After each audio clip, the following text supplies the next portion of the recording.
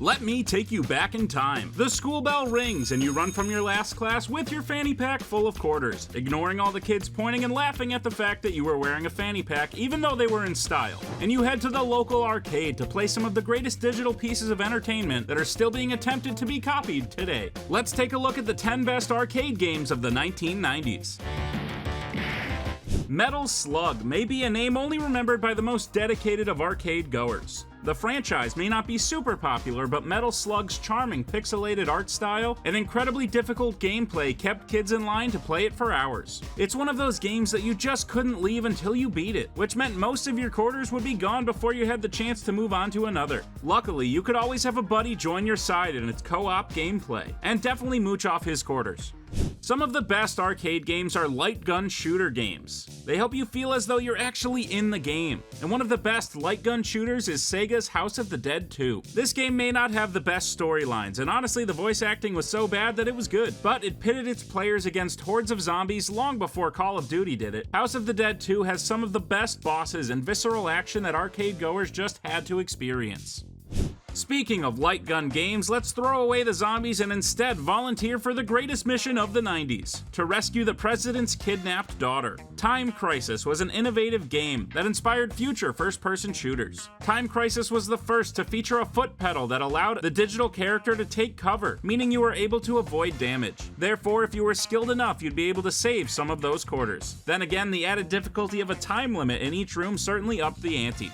You know we would have to mention a racing game. Especially for kids who are at least 4 to 5 years away from a driver's license, this was what we lived for. One that stands above the rest was Cruis'n USA. Its physical design was nothing new. The cabinet was designed to look like a car with a seat, a steering wheel, and pedals. However, at the time, Cruis'n USA had the best graphics. It had realistic cars and backgrounds that truly made players feel like they were joyriding across the country.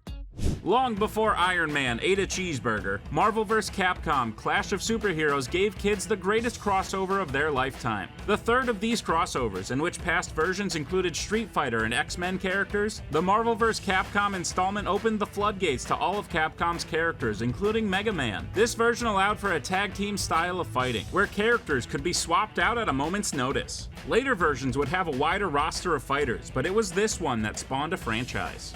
Speaking of Marvel properties, one could say that the 90s belonged to the X-Men. In and outside of the comics, they dominated. But on top of their still popular cartoon series, they dominated the digital space as well. The arcade side-scrolling beat-em-up simply titled X-Men was some people's favorite game in the whole arcade. Up to 4 players could choose from a roster of 6 of their favorite X-Men to move to the right and destroy evil enemies along the way. The concept was nothing new, but mashing up the style with the most popular heroes of the time was an instant classic.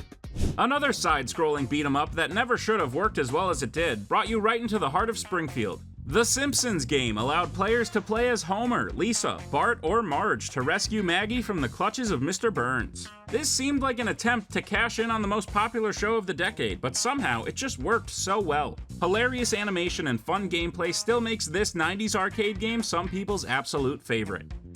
While some licensed games tend not to be too well regarded by gamers, for some reason the Teenage Mutant Ninja Turtles rise above that reputation. One of the best was Teenage Mutant Ninja Turtles: Turtles in Time. This beat-em-up lets players pick their favorite mutant turtle to beat up scores of villains on an adventure through history. The unique time travel premise made for some incredible locations, and most importantly, Turtles in Time was famous for introducing the ability to throw your enemies, either at each other or completely off the map.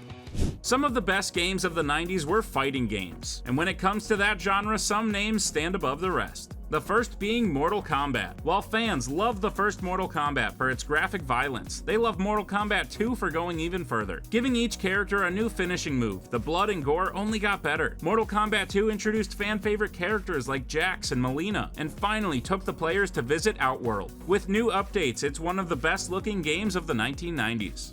Street Fighter is the game of games. It's the best series that lets you beat up your friend, and also just the best game in the arcade, and Street Fighter 2 is the one that really blew up. All of the most successful arcades had a row of Street Fighter 2 games. It increased the roster of fighters from 2 options to 12, and introduced mechanics that would be included in all fighting games going forward. This included combos and the ability to cancel moves. Overall, Street Fighter ruled the typical 90s arcade, and the best entry is Street Fighter 2.